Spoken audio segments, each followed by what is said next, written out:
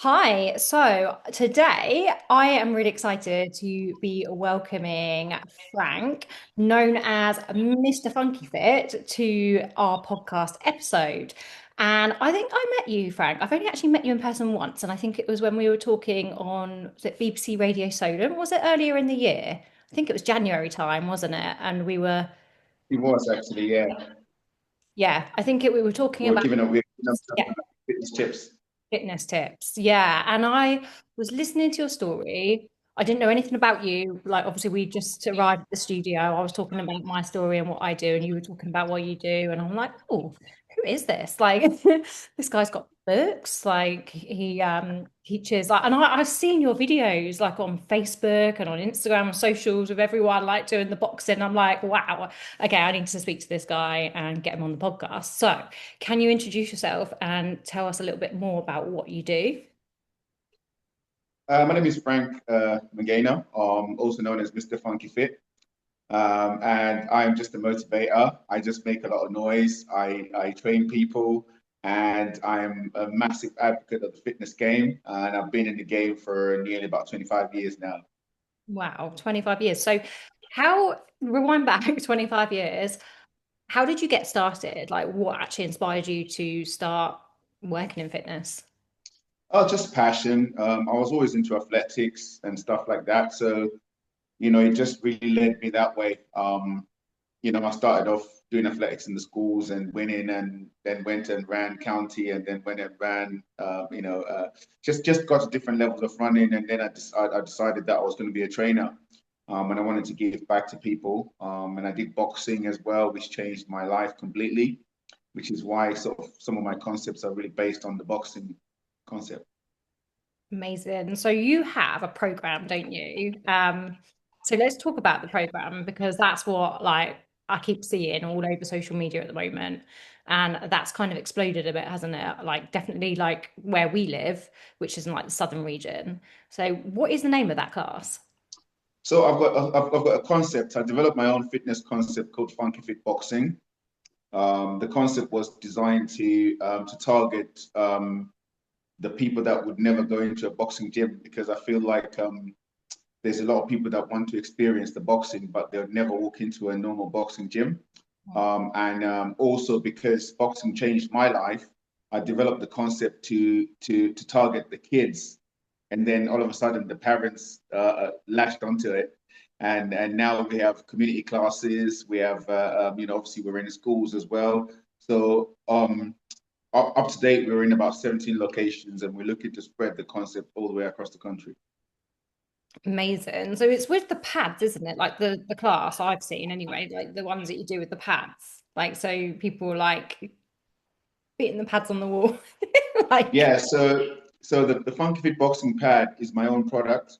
So I always thought I wanted to bring boxing to people as opposed to people going to it.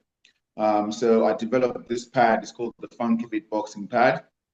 I created it, designed it, got it patented, and obviously it's we're the only people that have a product like that. So it sticks onto a wall, so you kind of screw it onto a brick wall, and then people come in and they box and they punch. And the concept is exercise to music concept. So I developed music with it, and it's gone crazy, which is great.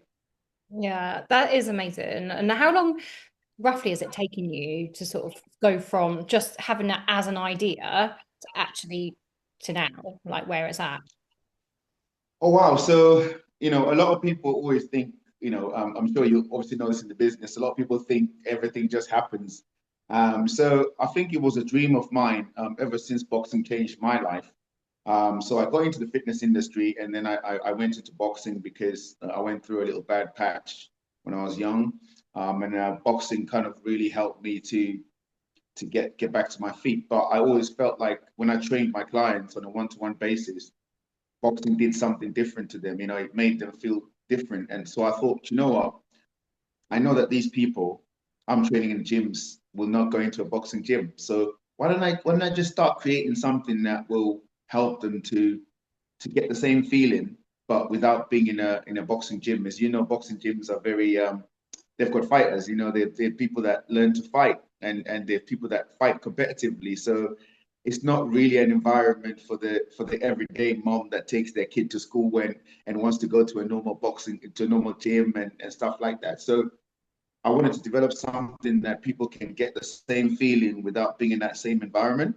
Mhm. And obviously, I'm looking at the schools as well because I wanted to target grassroots, kids, very young kids, especially key stage 3 and key stage 4, sort of the secondary school kids. Um, I wanted to bring back boxing into the curriculum and introduce it to the PE stuff and things like that. I don't know if you know, but boxing was banned in 1963 by then an MP called Edith Summerskill because parents felt that it was very aggressive because teachers used it to discipline kids. So they'll get two kids that are naughty to start fighting against each other. You know what I mean? Yeah. So that's what happened in the 60s. So it was banned in 1963. Right. And I feel that, I've always felt that it needs to go back, but as a fitness concept, Yes. because with Funkyfit Boxing, you're not punching anyone. You're literally just punching a pad. Yeah. So we've been accepted in some schools. Like I said, we were in about 17 locations, still growing. And I think, the concept is great because it's good for the mindset. It's good to develop the kids and keep them away from trouble and stuff like that. So I'm really happy about it. It's going well so far. Quite slow, but it's going well. Yeah. No, brilliant. I mean, that's how have like the schools and like children, particularly teenagers actually, how have they like taken to like how is that going? Oh, it's gone really well. It sells itself really well to the kids. I mean, they have PE lessons which have been going on for so many years that are very similar. But when we bring in the boxing concept, they start to do something different. And you have to remember there's a feeling associated with it. All the pent up stress, the aggression, the mental health side of things. And they go there, they have great fun punching the pads, learning the skill, which is transferable skills, hand to eye coordination.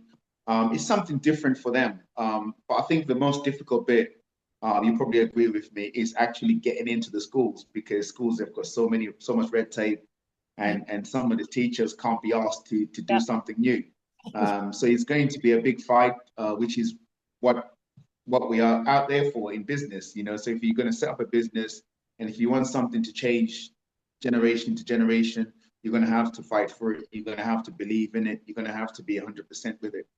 Yeah, 100%. And I get what you're saying with that. I mean, I've had my own challenges with when I first started out with the hula hooping. It's a quite niche thing, isn't it? It's not quite like, boxing, it's like hula hoops, but it's yeah, it's definitely been challenging because it's slightly different, even though, just talking about hula hoops for a second, like everyone has them in like the PE cupboard, like they're the staple piece, aren't they, of the PE cupboard, like a hula hoop. But like people didn't really like get what you did with them other than just jump through them. And it's Yeah, like, oh, like you can do all these like weird things with them. And I'm trying to get, yeah, I think it's when you bring something new in that's like not being really done before or not really been seen, it's like, oh, what is this? And I think, yeah, like with the education system in general, I think, it's being shaken up like a lot lately, like things are changing. And I think there's so much room like for what you're offering. I think you will, yeah, like as you know, anyway, like, from day one when you first set out to do this, like that it's just consistency and it's just you have to just keep at it, don't you? You have to keep at it, and it's like 1 person at a time. 100%. And I think it's the belief system, with all those people out there trying to set up businesses and they see what we do. They see me all over the media, they see me hosting shows, they see me doing all sorts of different stuff. It doesn't just come in one day. It comes with a lot of I think the first thing that people need to realize is passion. Hmm. Setting up a business, especially when because at the beginning of the business, it was all about trying to make a living and making sure that you pay your bills and you get as many clients and you do all sorts of stuff. But you'll agree with me. Once you get onto that level where now you're selling the hula hooping, it's more of a passion. It's more of something that you probably would do even without getting paid. You know, it's the same concept as me. Like when I get into this boxing, it's like planting a tree that you're never gonna enjoy the shade of. It's more to do with the future and how you feel it's made a difference. It's going to continue making a difference after you. Yeah. So I think it becomes a calling, away from, the personal trainer that wakes up in the morning trying to change people's lives and make a living. I think you step onto that platform where everything is a calling, and it's a different dimension. 100%. And I talk a lot about this, especially with clients that I mentor, is that, it's when you take the, yes, obviously we need money, right? We need to survive and live. But when you take the focus off of like chasing the money, but instead you're chasing the purpose, that's when everything changes. That's when the money will find you. That's when everything will find you. When you're actually out there living your, I call it like dharma, which is like, it means purpose, life purpose. And I believe we all have a life purpose and something to fulfill in this lifetime. And it's like, how much joy can you spread? How much change, like positive change, can you bring to other people's lives whilst you're here, And I think when you actually like land on that thing, it does change everything. Absolutely changes everything, doesn't it? Absolutely, absolutely, and it's like you asked me the first one of the questions you asked me was how long has it taken me? I mean, it takes a lifetime for you to find yourself. You always know there's something special, there's something that you have, there's something you need to give out there, but you don't go looking for it; it looks for you. And I think you just have to continue doing what you love doing, Mhm. and that turn comes in. And like I said, I started off as a normal personal trainer like everybody else. I went into the industry because I had passion for it. I love training myself, and I love training other people. But as time goes on, you build a success, you build your business, you do everything you need to do. I mean, I feel like I've gone through the normal ranks of what personal trainers would do. I mean, every personal trainer dreams of owning a gym. I own a gym. I've owned about 3, 4 gyms. I don't know what other people dream of, but that is kind of the pinnacle of the personal trainer. They want to run their own business, make it successful, own a gym, and then what? Mhm. Mhm. It's that what that we're in. It's like, okay, I went through the normal ranks, and lucky enough for me, this passion found me, and I thought, you know what, I can do this. I'm going to create something for people. I'm going to keep going. I'm going to do something that the youngsters will enjoy doing. I'm going to do something very futuristic that's going to exist after me. I'm going to fight through all the corners of it, and this is where I am now. I love that.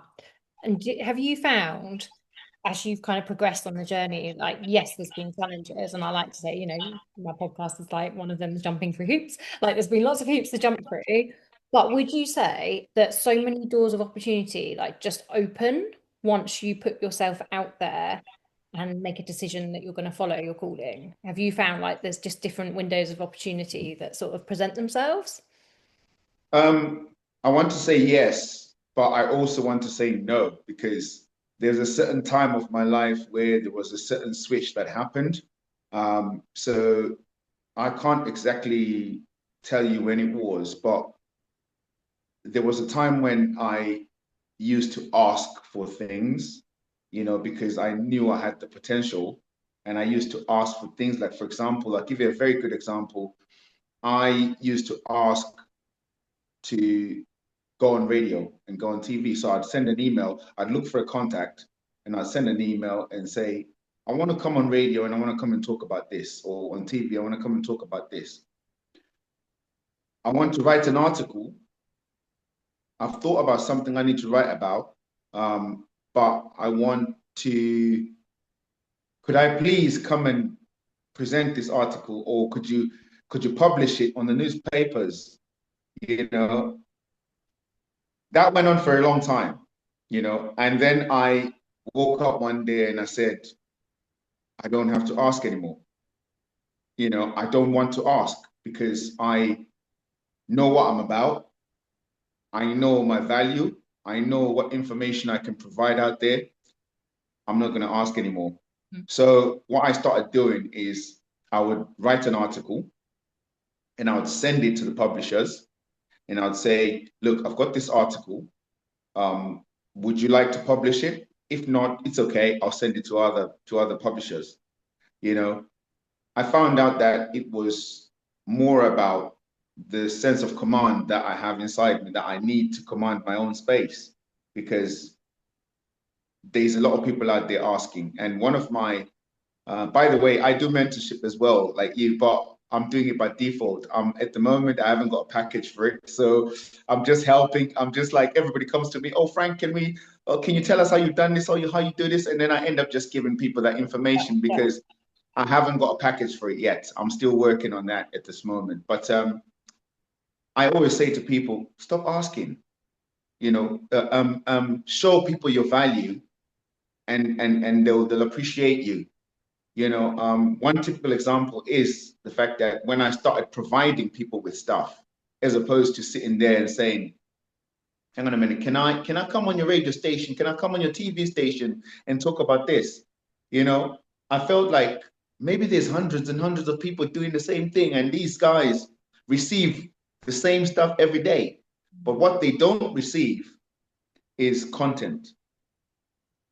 Yeah. So my biggest advice or anything to anyone is don't just ask without content. Don't just ask without the substance of what you're asking for. You need to provide as opposed to ask. So going back to your question about do opportunities open themselves, I think you need to go through that phase first where you're making these appearances and you've got content and you've already written the content. You've already stayed up when everybody else is in bed and actually wrote content. And so I started writing content for magazines and newspapers, just little columns about what I thought about in my fitness in the fitness industry.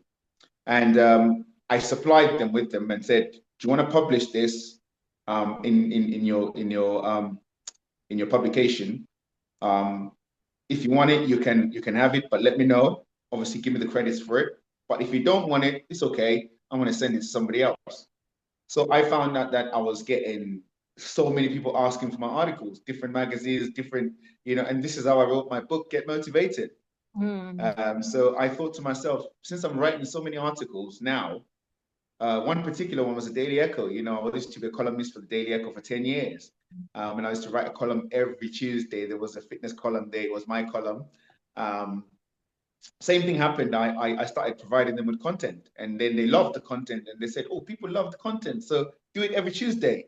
So I was writing for the Daily Echo. I was writing for other fitness magazines. I was writing for different sources, and I told myself, you know what? I'm going to write a book, but I'm going to use these columns because I'm not going to sit down and actually write the whole book.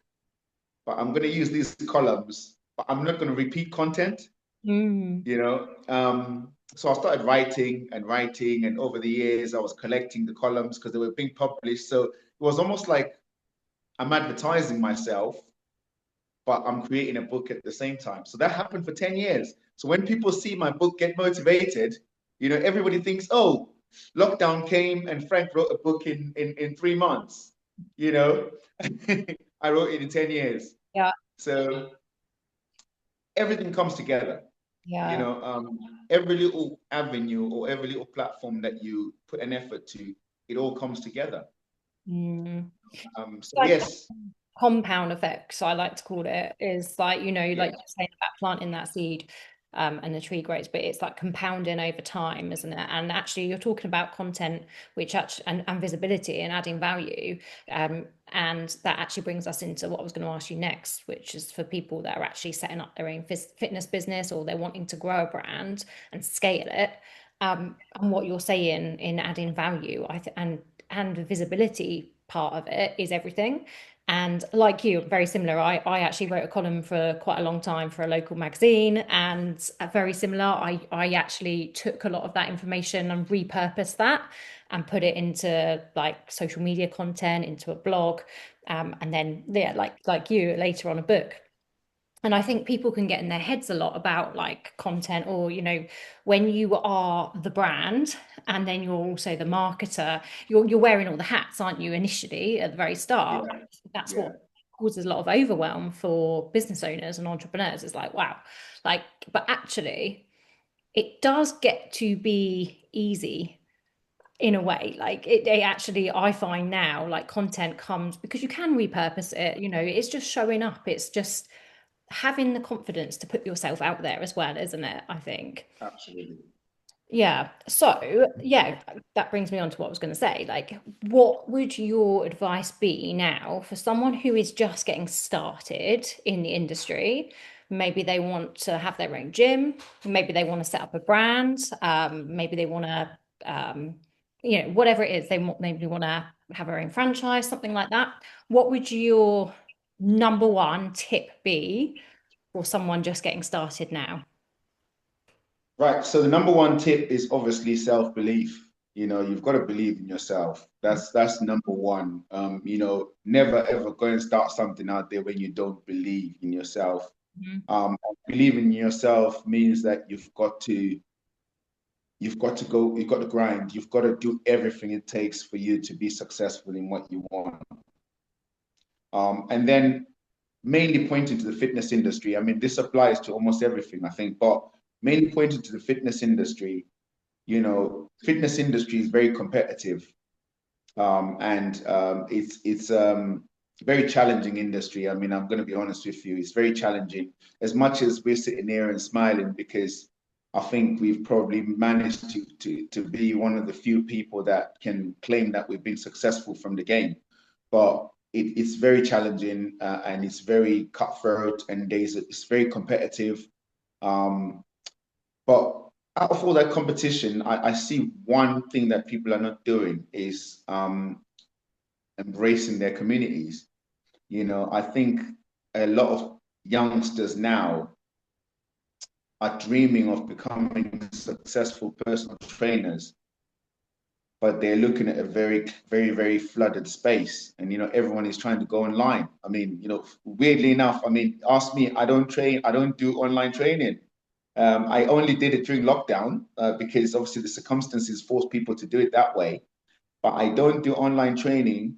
I am, as you might know already, I am very much respected as a health professional in my community, and I make a decent living out of being known in the community. And a lot of people will rush to go and try and be international, or as you will agree with me, when you started hula hooping, it is a community thing. It is you being lifted and being raised by your community, and your community respecting what you're doing, and you giving back to your community. What people don't realize is that your community is what's going to build you up to have that international status.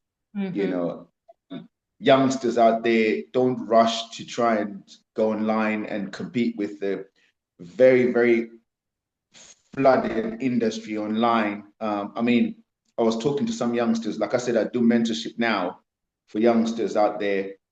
They look good, they look great, they probably have the skill, but the problem is they're not making enough money. You Mm. know, um, and I said, what's going on? He goes, oh yeah, online. Some personal trainers are charging anything between something as ridiculous as £5 to £10 a session, because they're looking at volume sales, they're looking at international audiences, they're looking at all that. And I said, how do you compete with that? And I just say, look, you're looking in the wrong spaces. I mean, are you known in your community? Are you known? Who are you in your community? How many people know what you do in your own community? Why don't you start from there? Why don't you just build your name up in your community? Go around, wake people up in the morning. I used to do that. I wake up in the morning. I used to have this loudspeaker thing, and I used to go and wake up people in the morning, in the mornings. And I used to run these free sessions in St. James Park, you know, and I would go around Shirley and wake people up. And I was hated. Some people absolutely hated me, but I built that crowd to nearly about 50 people in the morning coming to train in the mornings. And Amazing. the 50 people appreciated it. Obviously, some few hundreds were like, You're crazy. What are you doing? We don't want to wake up at that time in the morning, but Mm. you have to have a passion. You have to look for that. If you want yourself to grow, you need to go into your communities and let your communities know about you, know about what you do, show them what you have as a passion. And also don't look at yourself as just a trainer. Look at yourself as a health professional. Attend those meetings. There's so many meetings in town about health and stuff. And I go to those meetings and I'm the only trainer in those meetings. Doctors are having meetings about obesity in the city, and there's no personal trainers. Do you know what I mean? So this is the type of stuff that I thought to myself, do you know what? You're going to have to do this. If you're going to have to do it, you're going to have to work with the communities, work with the council, work with the GPs, work with everyone that's trying to promote health in your city. Mhm. So this is my advice to all the youngsters out there. Stop looking too far beyond. Everything. Charity begins from home. Create your identity at home and push it from there. Yeah, and I agree. Because that's how I started. I started in a local village hall with one hula hoop class in one school.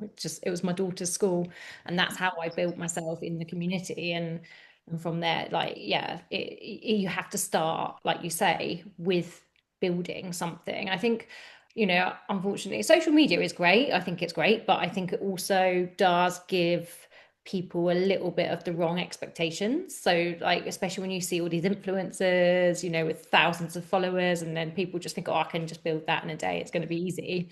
But yeah, like you say, you have to start with your people like first. You just start to build that, don't you? And I think it's then like word of mouth. I found, referrals, word of mouth, people get to know you, and like people buy from people at the end of the day.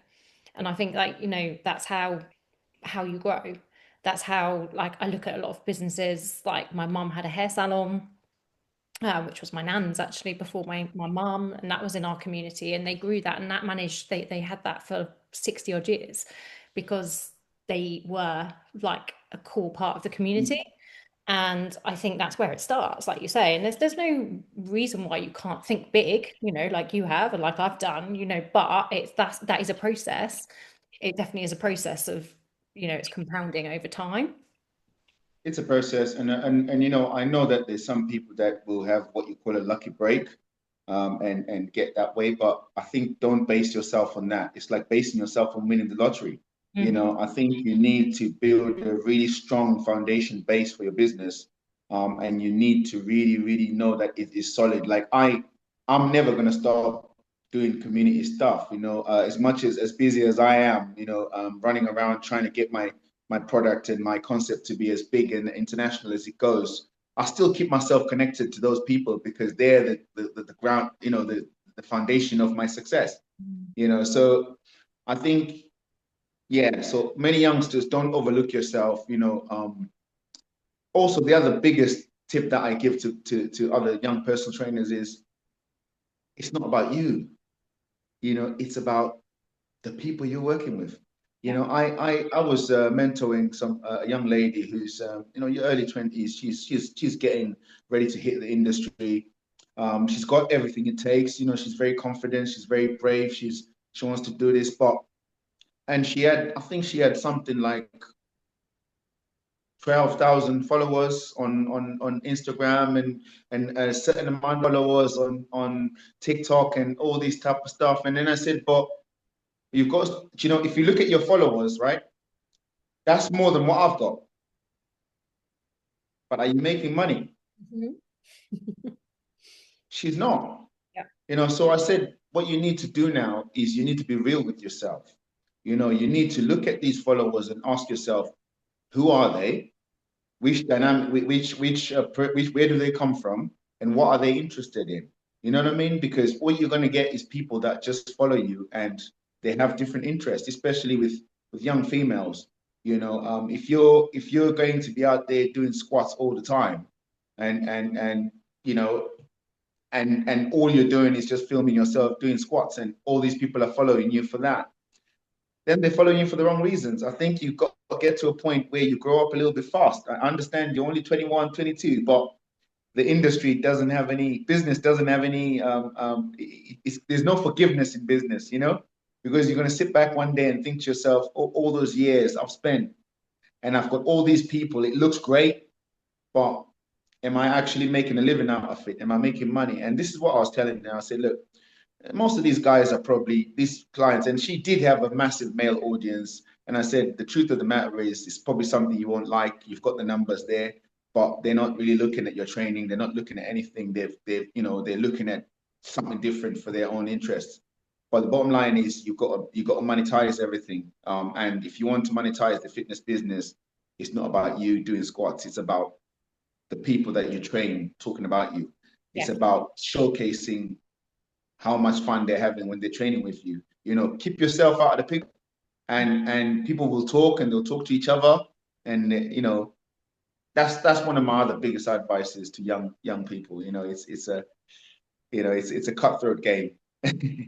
I think people can get caught up a little bit like in the ego side of things at times, you know, and actually it's actually what results are you going to create for people? How are you going to change someone's life with what you're doing?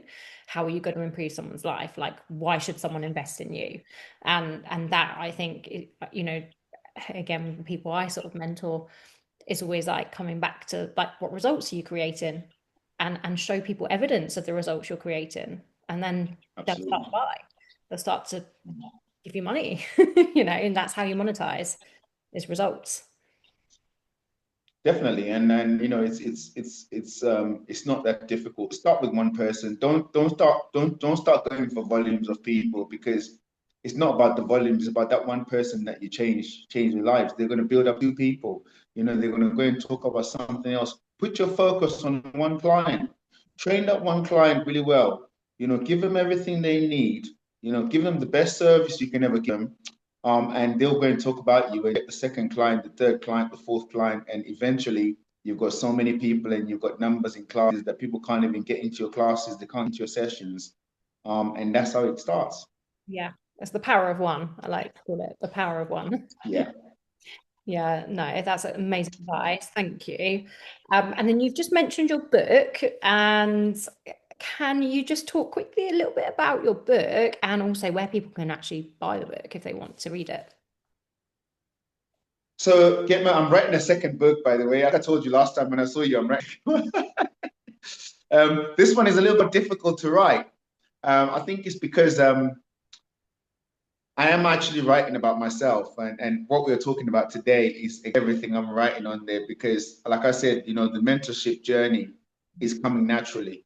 You know, I'm always one person that loves and enjoys natural progression. You know, if something comes to you and you start to see certain change in dimensions, and I'm like I said to you, I'm getting a lot of people coming to me and asking questions because I've probably been in the game for long and they've looked at the success and stuff like that. So the second book I'm writing is about mentorship, is about my journey, is about how I became, how I wrote books, how I started, you know, all this stuff, all these tips that I've been given so far.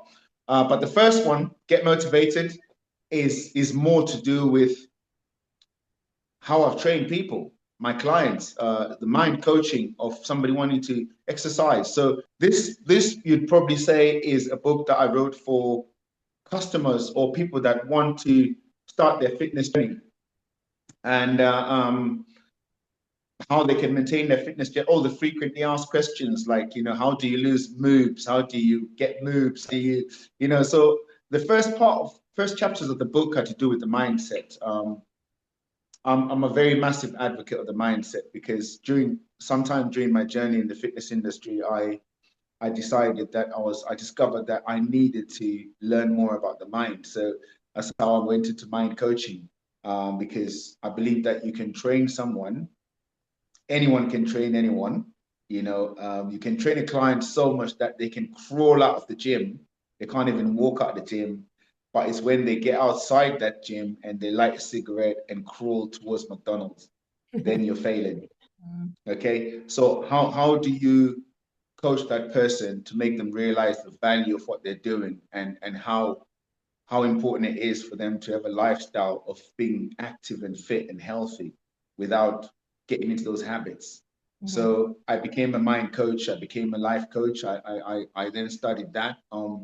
So the first part of the book, the first chapter is called Positive Mindset. It talks about how to get started, healthy mind, healthy body, taking small steps, visualizing your goals, growing pains. There's no quick fix with stress and developing a winner's mind. So the first part of the book kind of prepares you for what you're just about to get into, so it tells you that, Rome wasn't built in one day type of thing. You have to take small steps. You have to build yourself up to it. The second chapter is mainly how to help yourself. So there's all the how to's, stuff like how to gain confidence, how to get rid of bingo wings, so how to boost your metabolism, how to kill your man boobs, do you know what I mean? All the frequently asked things that I've experienced in the last 25 years.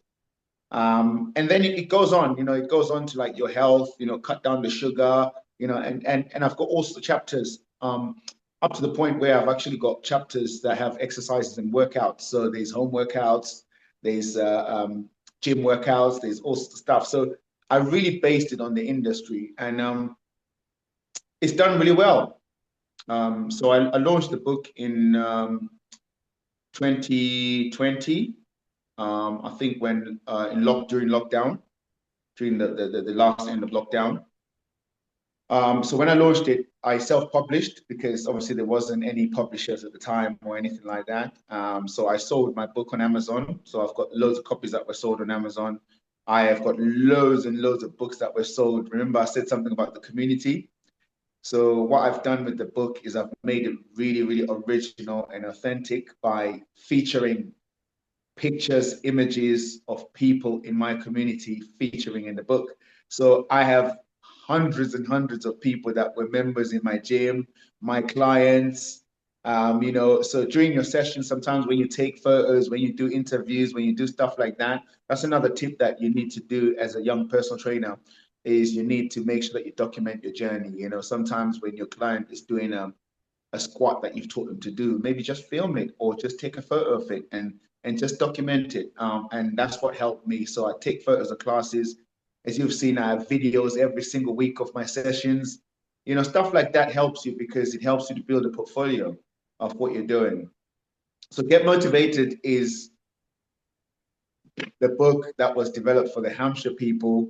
And obviously, it's hit international audiences, being sold on Amazon. On Amazon, it sells for £25. If you're local somewhere, then don't buy it on Amazon. Buy it from my website. You just type in Funkyfit Boxing or Get Motivated. It's all over there. And you can get the copy and you can get a nice signed copy. Oh, amazing. I will make sure I also put those links in the show notes as well, so people can Yeah. go directly to buy the book if they want to get it from you. Oh, fantastic. So, well, I'm excited to hear about the second book when that's ready. I'll be reading that. Yes, yes. I'm not giving anyone any dates. I think because my journey is still unraveling, and I feel like, what am I going to do? Am I going to do a part two? What did you do, by the way? Because I know you launched a book, and I can't wait to see you so we can swap books. By the way, Yeah, so we I have mean, to swap signed copies. yeah. I self-published as well on Amazon earlier this year actually. I actually wrote mine while I was out in Thailand. I was out there for 2 weeks and sort of in the jungle, and it kind of all just came. I was ready. I'd had it in my head for a long time, and that was the right time. And I think, with things like books, sometimes it is just about timing, isn't it? I think when the time feels right, like I think everyone's got a book in them, everyone. And it's relative, like the self-publishing journey, actually, people think it's going to be a really complicated way, trying to get a publisher obviously is a different route that you can go down, but self-publishing, anyone can do that, right? It's actually quite easy to, Yeah. like, yeah. So I've actually just done my second book, followed back here, I think that was May I launched that one, and that's also on Amazon Mm. as well. So yeah, I think once you've done one and you do another, and then you're like, oh, what can I talk about now? But I think as an entrepreneur, like, your journey's well, your life anyway, but definitely as an entrepreneur, it's always unraveling. There's always something, there's always something new to talk about. There's always something to, to support and inspire people with, I think. And yeah, I think it's an interesting journey, isn't it? Here's your book. Has your book done well? Yeah, so I think I put mine, I wrote it in February and then I self-published on Amazon around at the end of March time. And Okay. I think so far, I had, don't quote me on this, but I think I've probably sold around 100 copies so far. So, and that was just on that, that's on Amazon. And then, yeah, like, I kind of give them to my clients. I've got the Audible version as well. So yeah, yeah. Do you find that so with a book it's actually nice that you've got it, but do you find that you need to sometimes allocate time to market that because you're marketing so many different things? Yeah. I think one thing that that with me is that I have so many things, and it's like you've got you need to allocate a certain time frame to be able to market. That's why I always have my branding around me all the time. And obviously Get Motivated is the first book that I've got, which I carry around everywhere. It's done really well, by the way, and I think I was quite lucky with the fact with the lockdown, because a lot of people it just seemed like they were looking for something like that. And I did make quite good international sales. I think from 2020 to now, I've sold about 8,000 copies. So Wow. that's been, Congratulations. yeah, yeah. So both international and most local. So Get Motivated has really reached a lot of massive audience to Australia, to everywhere. So I was quite lucky in that respect, and I had the time to market it. Mm. Um, but I don't think the intention was about selling. I think the intention was about being able to publish what you've got. But again, you have to monetize everything. You can't just have a book and nobody read it. Yeah. Yeah. Yeah. I think it is like as an entrepreneur, like especially in the fitness industry and like what we're doing, kind of your fingers in every part, isn't it? Like it's like, oh, like, but it keeps it fun, it keeps it interesting. And I think, yeah, like for me, like with content and things like that, I kind of circulate it. And that's like a bit of advice maybe I can just add in here for anyone listening that's like multi-passionate and multi-dimensional entrepreneurs on here. Like when you've got so many things to market, it can get really overwhelming and you're thinking, oh my God, like I've got too many things like going on. But I think it's when you can actually, I would say almost like you do have to kind of be quite strict on scheduling a little bit with what you're going to promote.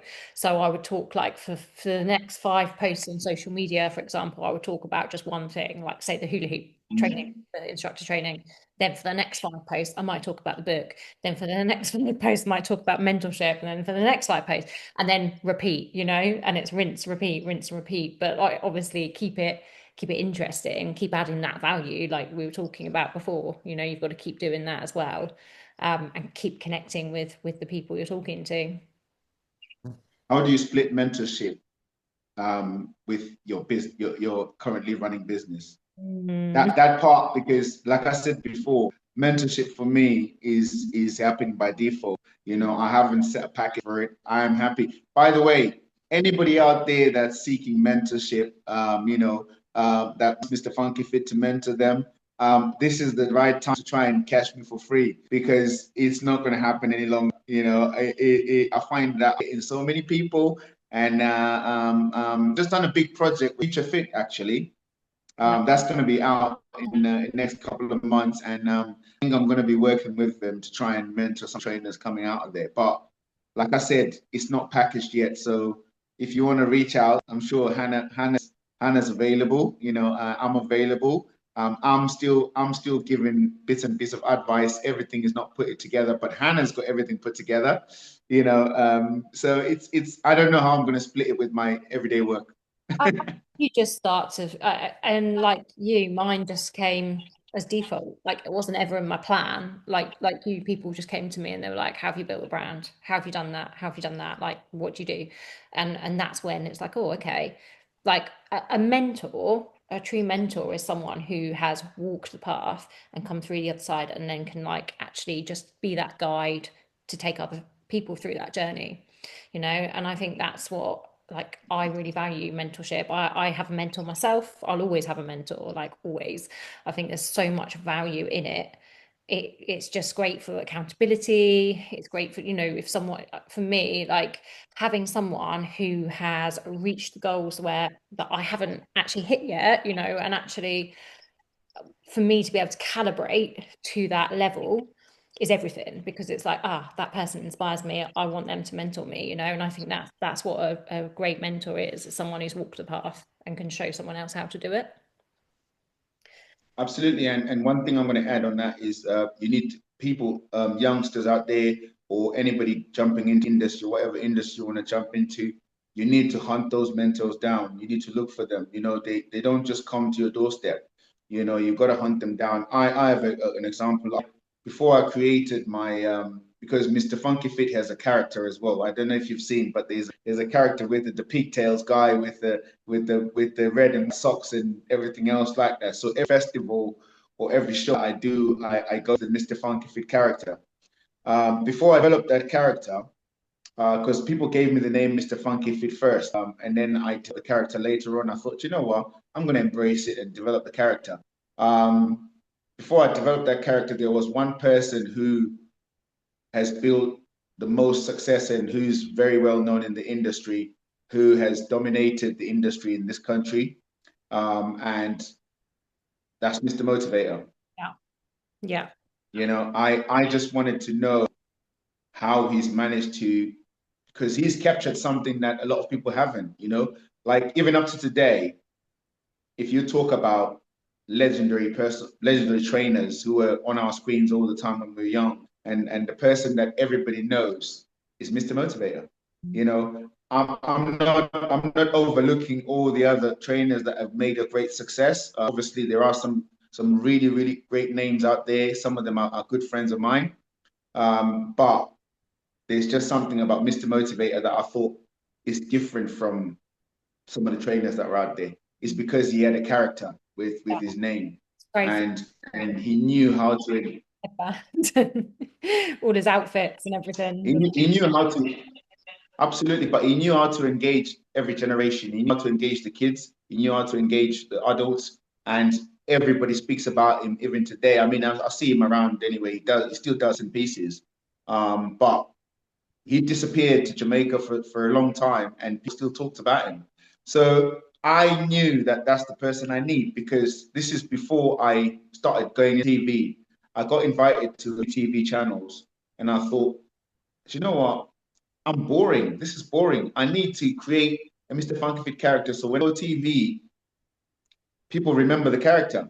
Mhm. Yeah. So I tracked him down for 2 years, right? I stalked him. I wrote emails to him.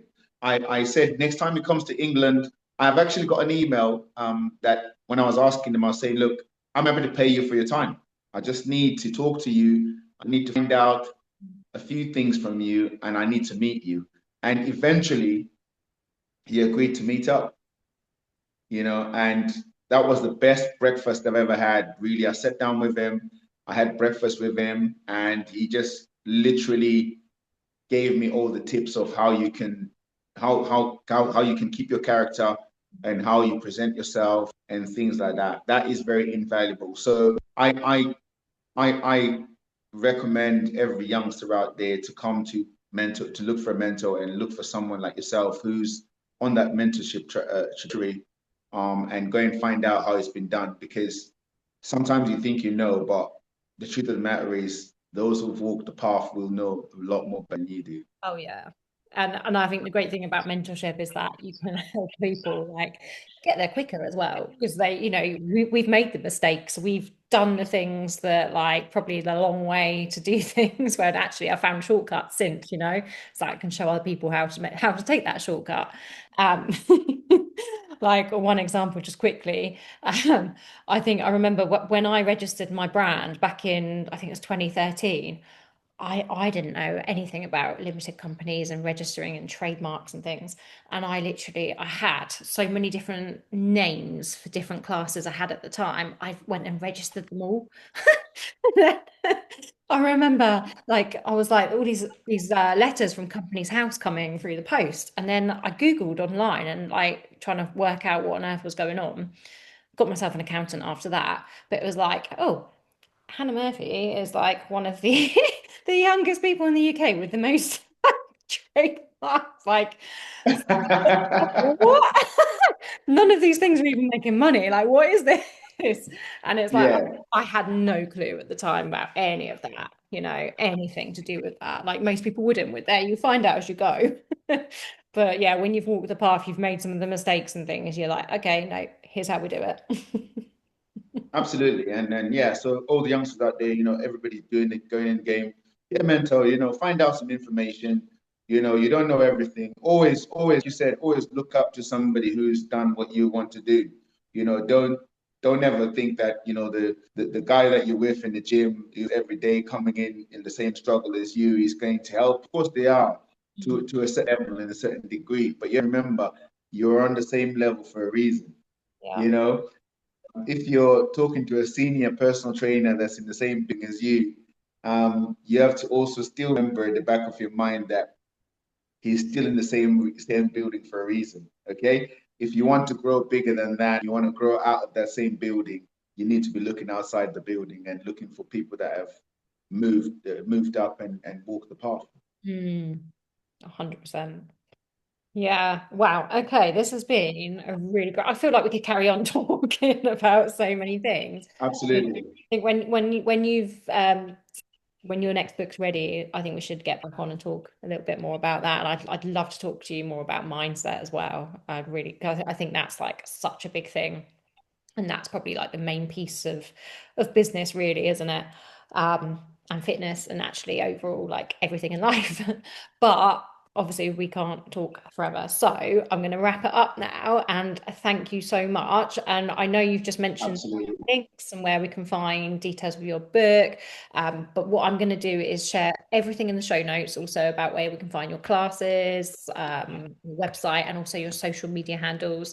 I'm guessing, are you Mr. Funky Fit on Instagram and on other social handles? Yeah, yeah. So mostly Mr. Funkyfit everywhere. I think it's you've got me on Instagram. You've got me. I think I'm on LinkedIn. I'm on LinkedIn. Yeah, I've got LinkedIn. I haven't got TikTok. I'm not sure I about keep getting I keep getting people saying, "Why are you not on TikTok?" I'm actually tired of social media. I cannot. You have to mentor me on this one. Like, do I need to find someone to handle my social media? Because I cannot carry on building these social media pages and I only post once a week. That's good enough for me. Otherwise, I'll be out of my work. that.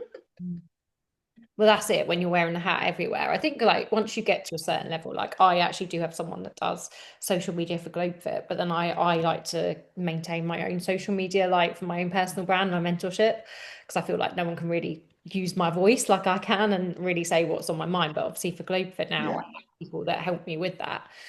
So I definitely think outsource what you can, but we can talk about like repurposing. Well, we talk for ages about this, but repurposing across all the platforms, but it takes time. I think I'm a real advocate of anything that cuts out time. Like I literally will do that. absolutely.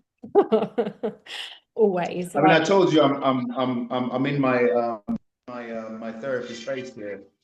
Um, Sorry, some phone call coming. So I'm in my therapy space here. So because I have a therapy practice on the Isle of Wight. So I chucked everyone out today. I was like, look, Friday, can you all go? Because I want to come in there and have a peaceful environment. So I run business. So it's not difficult when you have the other business outside what you do, because this one here is pretty much a business that self-runs itself, and this is another thing on the mentorship side, that with the personal trainers, obviously this can't go on record because we've got a lot of things on record now. But on the personal training side, I think investment, a lot of people, this is something that needs to be really, really talked about, because people think the fitness industry you're going to make money, and if you don't invest that money, then you're going to have big problems. Mhm. So that's another chapter that I think that is actually in my book, because what I've done outside this, I've done some investment, which will help me not struggle with my everyday finances or anything like that. So I think with people that make a lot of money from personal training or doing their fitness in, they've got to still remember that you've got to make those investments and keep them running on the side alongside what you do. Yeah, You the know, revenue stream of things. But oh my gosh, I could talk investments. So much conversation. But I'm going to thank you for your time because I've taken up enough of your time for today. And I can't wait to get you back on to talk about your book when that is ready. And yeah, thank you, Frank, Mr. Funky Fit. Thank you so much for your time today. And yeah, have a great rest of your day. you're And welcome. Thank you very much. thank you. See you later, Hannah. Cheers.